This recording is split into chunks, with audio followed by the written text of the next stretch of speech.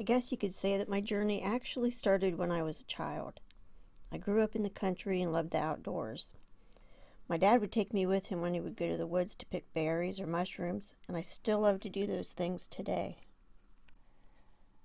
My earliest memory of anything Bigfoot related was when I was about 6 or 7 years old.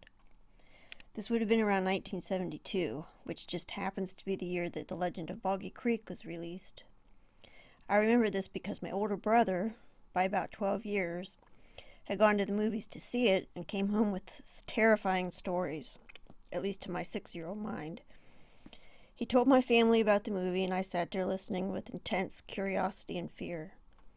I especially remember him telling the part where the Bigfoot reached into the window of the house.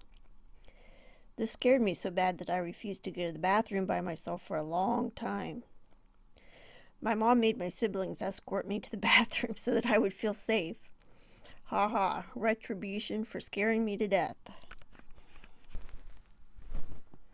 Time passed, and as I grew older, my curiosity grew about the subject of Bigfoot. I would watch any television show that came on about it. I also remember my mom taking me to the theater to see a Bigfoot movie. I've tried to find out what that movie was so that I could watch it again, but so far I haven't been able to. I remember having dreams about Bigfoot when I was a child. In fact, I still have them. Not the same dreams, but a lot of the time my Bigfoot dreams are set in a certain place, which is just over the hill from the house where I grew up. As I go back this certain road, which is beautiful and awesome, by the way, with large rocks and forest on both sides of the road, I get to this certain spot, and it then becomes the Bigfoot area. Back in there is where there is lots of Bigfoot activity, a Bigfoot research group, and a winding staircase that you can go up. Now, I think that the winding staircase is because the road that my dream takes place on goes up a very steep hill. So anyway, if you go up this winding staircase in my dream, you just might come across a Bigfoot in there. It's scary but exciting, and I have come across many of them in that staircase. Jim and I went back to visit this area last year. I wanted to show him where I grew up and showed him that road that I was talking about. And to my surprise, we saw one of the most beautiful and obvious X structures that we had ever seen. It was right in the area where my dreams take place.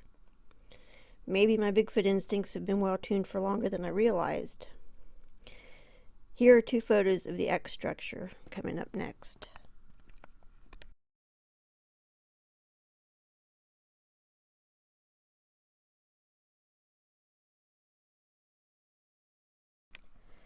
My interest in Bigfoot continued into my adult life. I married Jim in December of 2007, and I moved to where we live now.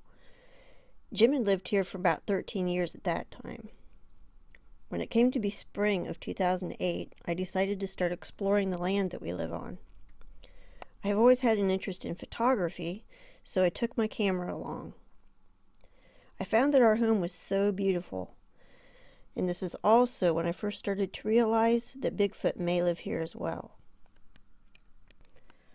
On one of my first explorations, I had walked down on the west side of the property. I was down by the pond and was taking pictures of the scenery and also a duck that was living down there. The duck wandered down below the pond into one of the most beautiful parts of the property that I had seen. It is lush and green down in there and is especially beautiful in the spring when all the wildflowers are blooming. As I followed the duck down there, I came across the most unusual looking structure. I took a picture of it because I thought it was interesting. Here is that picture.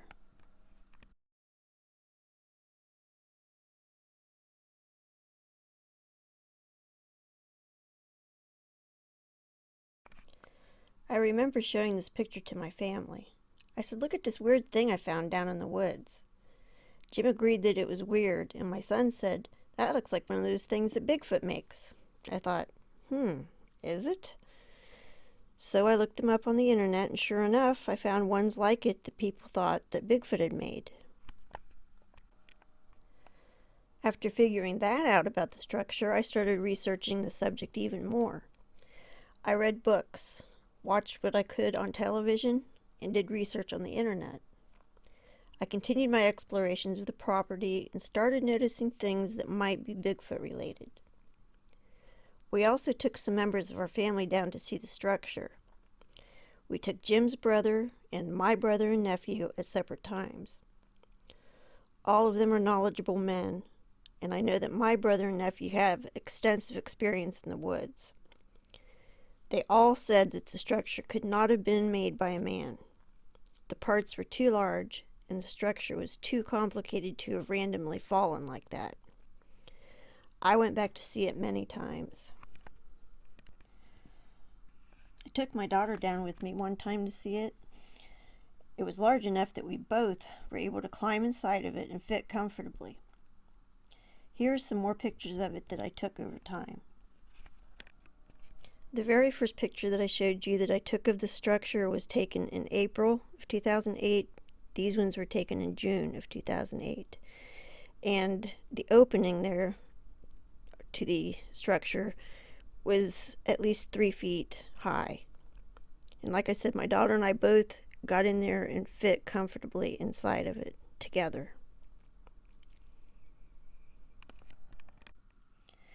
Now, some of the things that I started noticing that seemed to be Bigfoot related. Spring 2011. Again, I was out exploring, and this time I was also looking for mushrooms. I was in the same area that the structure was in. I was further back in the hollow, and it was at the bottom of a hill, and I was bent down and looking for mushrooms. It was then that I began to smell a strong odor. It seemed to be coming from the hill above me and to my left. It was a very strong, sweaty, animal BO smell. This odor brought back the memory of the only other time that I had smelled anything close to this, and it was when I was at the zoo outside of the gorilla exhibit. The smell of that gorilla had left a very deep impression on me, and it came back to me at this time. I became very uncomfortable and decided to get out of there. A day or two later, I went back down there. I was coming down that same hill where the smell had been coming from when I noticed what looked like large footprints coming down the very steep hill. It looked like whatever it was had slid. Remembering the smell situation from earlier in the week, I got freaked out. I called Jim on the phone and I started walking out. On my way out, I found another footprint by the pond, which was even more distinct. It had toes and everything. I took Jim and my daughter back down with me to see the prints. They thought that the one sliding down the hill may have been from the cows, but not the one by the pond. It couldn't be explained. These events made me afraid to go in the woods by myself for quite a while. Eventually, though, my curiosity beat out my fear, and I found myself back in the woods exploring and taking pictures again. That same year, in July, Jim and the boys were out back on the hill watching the fireworks off on the horizon. They were up there for about 30 minutes, and the whole time they could see 2 great big green, glowing eyeballs watching them. Jim had a spotlight with him and would shine it on the figure to see if it was still there. It never moved except that its head would turn and look at them. Jim said that it was too tall and big to have been a deer, and was too far out in the field away from the trees to be an owl. He said that it was very unnerving. Fast forward to 2012. March 3rd, 2012. There were 2 separate events that happened on the same night that convinced me that we definitely had Bigfoot on or around our property.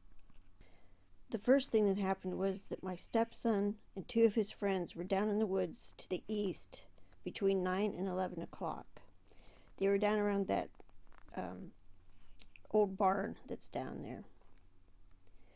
He said that they heard 3 long raspy howl or growls coming from the direction of the next property over. Both of those boys are hunters and in the woods a lot, and they knew that it was not coyotes because we have those around here and they know what they sound like. It scared them and they came back up to the house. The spot where they had heard the howl come from was just over the hill from our property. And that is where this next event took place on the same night. The young lady that's now my daughter-in-law, and she's married to my stepson that is a deputy sheriff. She was going down the road just over the hill from our house. When she got to the bottom of the hill, she saw to her left movement.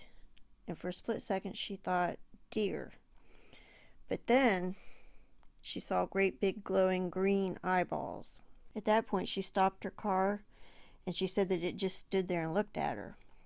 It was big and hairy, and she said that it was about 2 fence posts high.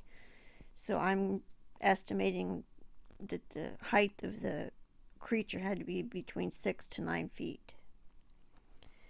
She said that it looked at her and then it ran across the road on 2 legs. It couldn't have been a bear because bear don't run that far on 2 legs. So when it happened, she was so frightened that she just sat there and cried. And she phoned my stepson to come and get her. And she just stayed there crying until he came and helped her leave. Now, up to that point, she'd been a total Bigfoot skeptic. She didn't believe in him, and she would make fun of my stepson, who does believe in them, and he has had numerous experiences growing up as a child on the property that we live on. So when he would talk to her about it, she wouldn't, she would just make light of it and stuff. Well, since that night of March 3rd, now she's a believer because she saw one with her own eyes. And that event, it tipped the scales for me to realizing that yes, they're here. And I mean, that is just over the hill from our house. So the things that I was wondering about before, it just solidified it in my mind. I knew this girl, and I knew that she would never make anything like that up. She's just not that type of girl. So after that happened, I decided to submit a report to the BFRO because I didn't know what else to do. So I wrote out things that had happened over the years up to that point and explained it all and sent it in. And I asked that it be kept confidential because I didn't want the location getting out. So to this day, it's still confidential, but the report is there. And 2 investigators came to the property and checked everything out. In fact, I got a phone call after I submitted the report. I believe it was within 2 days. So he got back to me really fast.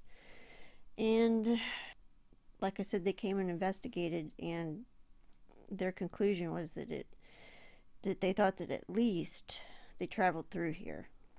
I didn't especially agree with that. I thought they were here more than just traveling through. And I believe that what we've experienced since then proves that. March 19th, 2012, 7:44 p.m. I was at the top of the hill in our driveway taking pictures of the sunset when I heard a vocalization come from the woods down the hill to my right on the west side of the property. It came from near where our spring is.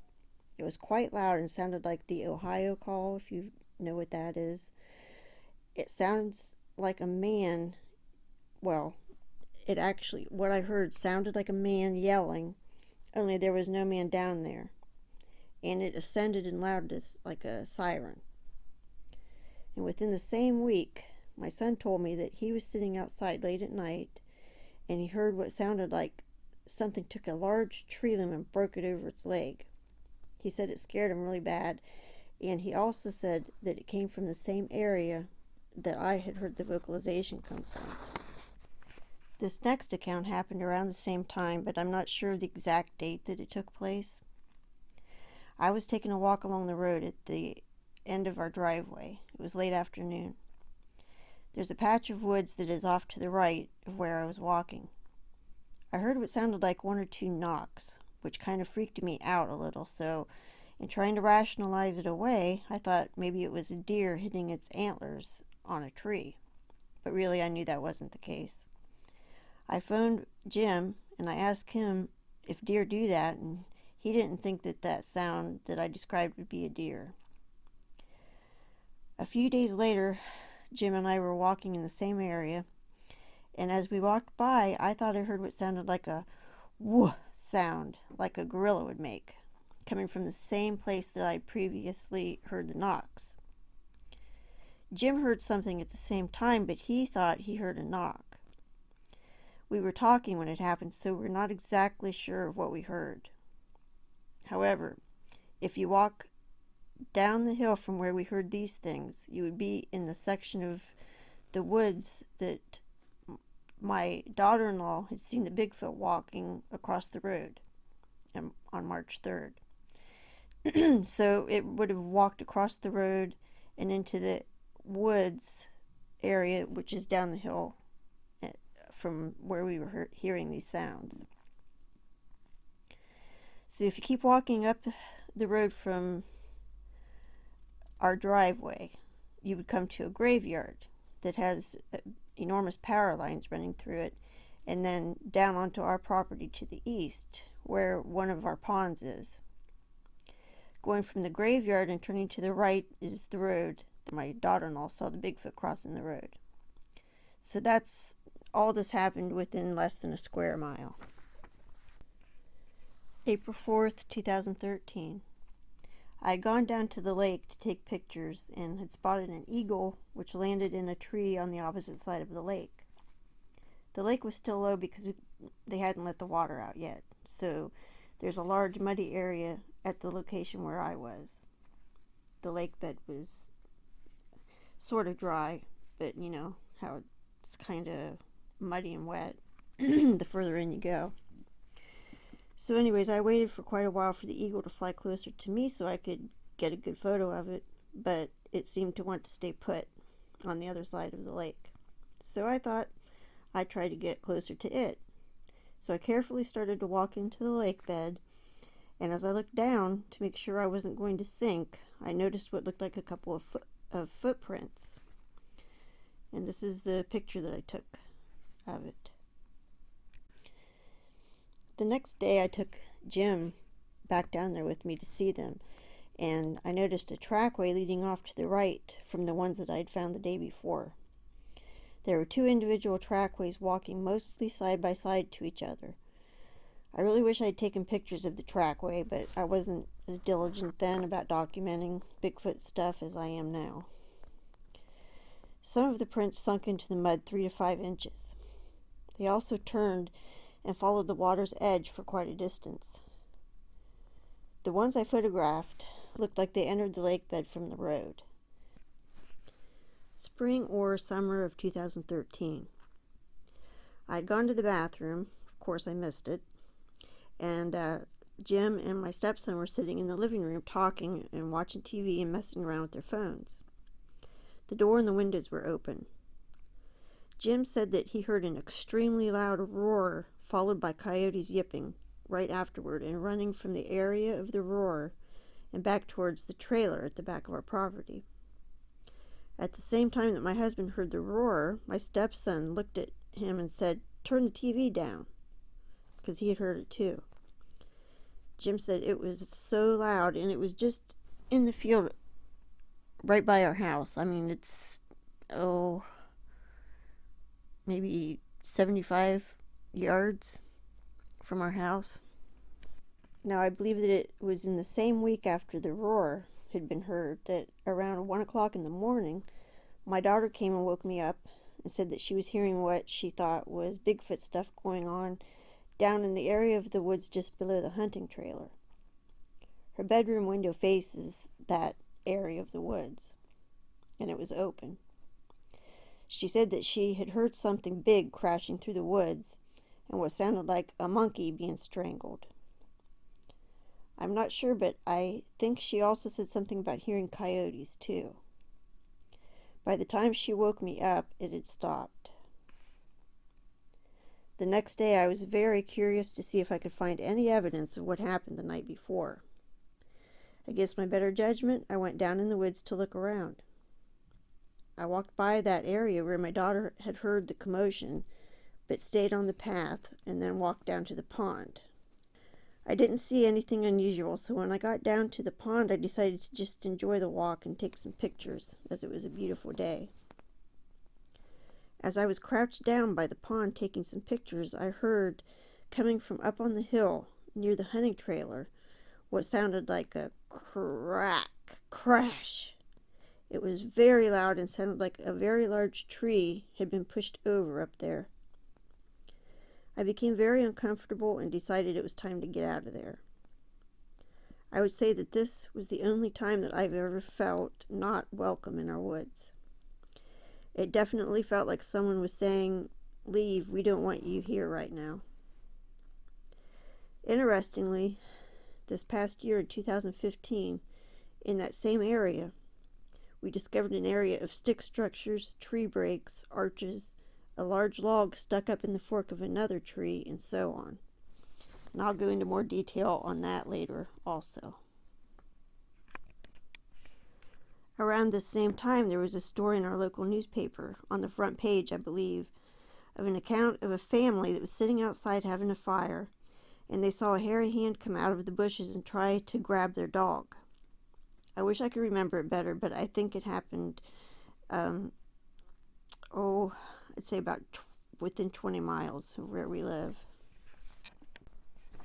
Also, not long after this, just down over the hill from our house towards the lake, so between our house and the lake, there was a man came home late at night, about 1 o'clock in the morning, and when he got out of the car, he heard something, and he called the sheriff's department, and he said that when he arrived home at about 1 o'clock in the morning, that he heard a cow being killed and some loud vocalizations, and he said, "I think it's a Bigfoot."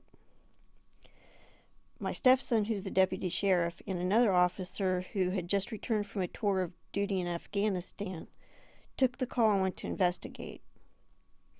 My stepson said that they started to go back into the field where the noises had been coming from and heard what sounded like a cow being dragged off and killed.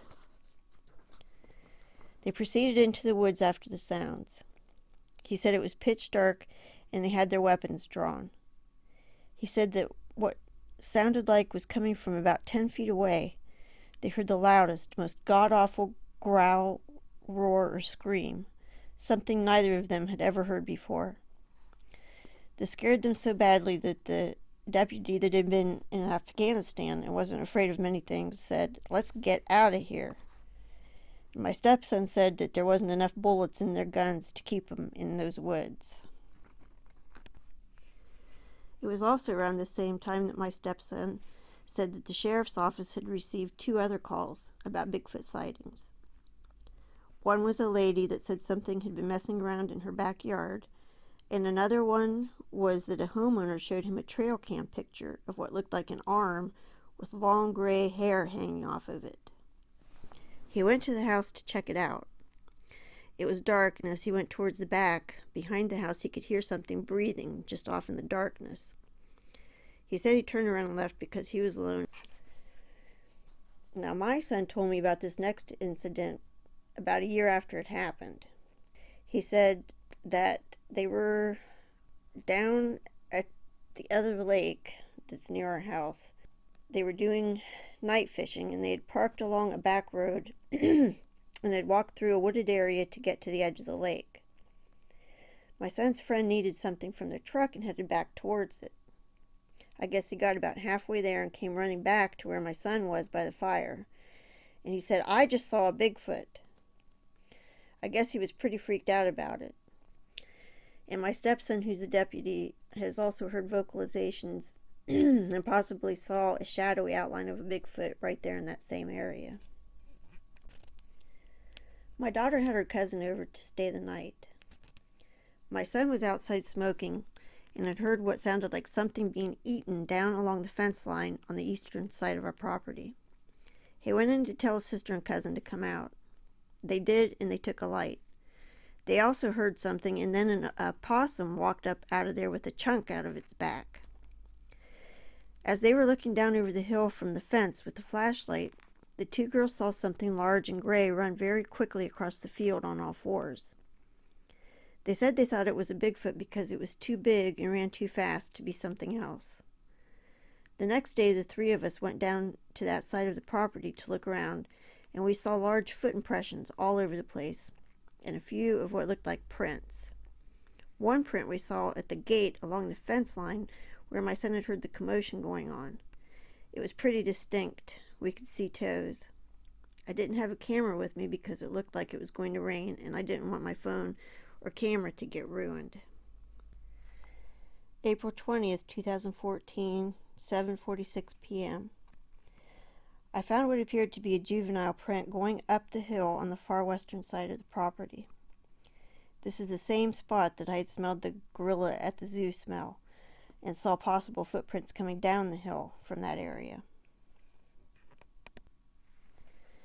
April 19th, 2015, 1:34 p.m. Almost exactly 1 year to the day, I found another juvenile print in the same spot. My daughter and I also found in the same spot what appeared to be a large footprint with a small print inside of it, like the little one had stepped on the bigger print. And no, I didn't take a picture, because like I said, I wasn't as diligent about that kind of thing then. Also, several times when going to his car to go to work, Jim would hear whoops and whistles coming from down in the woods. This would be around 6 to 7 a.m., usually at around dawn or just before dawn. Some would come from the eastern side and some would come from the western side. So these would kind of freak him out a little bit, and I think he would hurry up and get in his vehicle to go to work. I'm going to now show you a lot of the evidence that I found as far as footprints, tree structures, breaks, things like that, up until the interaction started. So that's what we'll be looking at next. We go on vacation twice a year to North Carolina on the Outer Banks. In 2014, we walked back into a wildlife area. And I know that you wouldn't think that there would be Bigfoot on the Outer Banks. I was surprised too, but we found evidence of them being there. And actually it makes sense because the area that we go to is the farthest north that you can go in the Outer Banks, except for going into 4x4 country. So the area that we went into goes into that 4x4 country and then connects to Virginia up north. So there is ways that the Bigfoot could get there. But when we were walking back in there, we started seeing structures, little structures on the ground. Some were up in the trees, some were on the ground and into the trees. Also, I saw what looked like a footprint, and my brother-in-law found further back in a larger structure. So I'm going to show you those things, and maybe I'll talk about it a little bit as we go. So this large structure is the one that my brother-in-law found, and we went back to investigate, and I took pictures, and sure enough, it was odd. And the way it's put together, I don't believe that a human would do it. You can see my sister-in-law standing back behind it there for scale. I believe this was the first one that we saw of the small structures. And as you can see, it's got pine cones lined up on each side, stick stuck in the ground, and then across from it was this one, similar shape, and then just very close to those two was this one, which was up in the limb of a tree. Now, I don't see any reason why a person would ever make this arrangement. Like if it was a child, if children were in there doing that, for one thing, this seemed too high up for a child to reach. And also, I just don't see the purpose for a child to make this structure, or any person. This one was extremely odd. It has pine needles piled up into the tree, coming down over the back of the tree. And I don't see why a child, if they were in the woods making structures, why would they take the time to put the back on like that? And as you can see in the front, the detail is amazing. There's like a little doorway, and the two sticks that are stuck in the ground to make the doorway, are opposite each other, but the one on the right, the stick is broken over to make it squared off. Then you have the pine cones leading to the two limbs which go up into the tree where there's a cubby hole. And then if you notice up above all that, where there's more pine needles piled, is a branch laid there. Now, why would that be there? And why would a person put that branch there? It just doesn't make any sense. Then we found this little one, and it is made over top of a little bed of moss.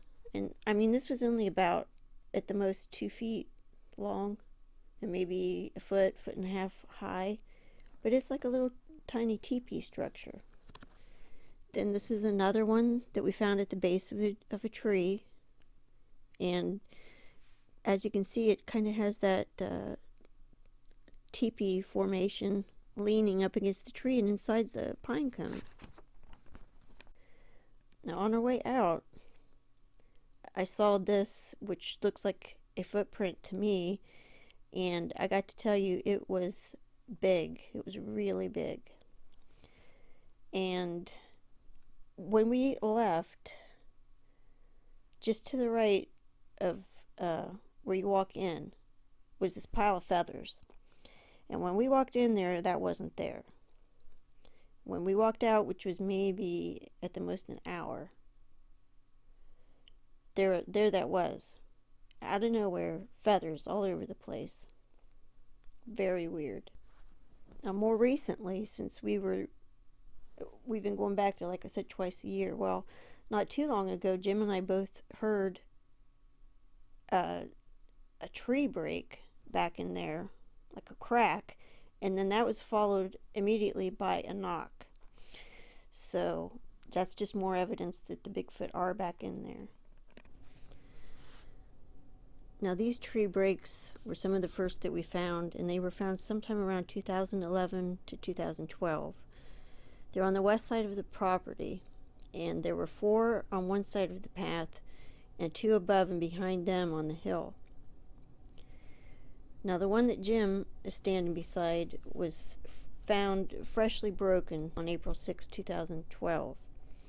It was broken about 10 to 12 feet up. And it was between all these tree breaks and the bottom of the hill that I had the encounter of smelling the gorilla smell. Now, this tree break was located just above the group of 4 on the other side of the path that I was just talking about. This break was on the same hill as the other breaks, just up the hill from them. And then this one was further up the path, but just across the fence that divides our property from the next. It's on that very steep hill that I found the footprints that were sliding down the hill. This tree break was found on October 5th, 2015, and was just a few weeks before the interaction started.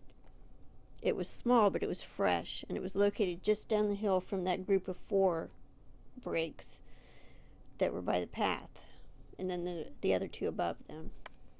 This brings us to October 31st, 2015. a very interesting and, might I say, life-changing day. I was about to begin a journey that is once in a lifetime and that very few people have the privilege of experiencing. My eyes were about to be opened to the fact that something I had wondered about my whole life was actually a reality and far more interesting than I had ever imagined. Like I said, it was at the end of October, and Jim had decided to go get some firewood. So he took his saw and he walked all the way to the back of the property. And there were some downed trees back there that he planned on cutting up. There was a very large fallen log that had been laying there, and he was going to cut it up. But on that log he found a pile of berries, 2 different kinds of berries. They were neatly piled up on top of the log. So it wasn't very long after he'd been back there that he sent me a text telling me what he had found and showing me these berries. He also said that the berry bushes right behind the log had been stripped of those berries, but he didn't think it was the same berries that were on the log. He also told me that as he was back there that he felt watched and creeped out. So I looked at the pictures that he sent me and I thought, yeah, that's interesting and weird. So it piqued my interest, and I thought, you know what, I'm going to do an experiment. Just in case this is a Bigfoot back there piling up those berries, I wanted to put something back there that would pique their interest, something that they probably hadn't ever seen before. So I gathered 3 seashells that I'd found on the beach. 2 of them were like a clam shell, and 1 was a scallop shell. I also took 2 apples with me, and I headed back there. When I got back there, I saw the pile of berries. I thought, yeah, that's really strange. And so we put the 2 apples that I took back there high up on a tree, like stuck on the limbs, up over a fence. And I took the 3 shells that I took back there and I laid them on the log right beside the berries, but I didn't touch the berries. I just left them alone. I arranged the shells to be 1 clam shell, the scallop shell in the middle, and then the other clam shell beside it, all facing down. And so that's how we left everything. 2 days later, on November 2nd, we went back and checked to see if anything had happened with the shells.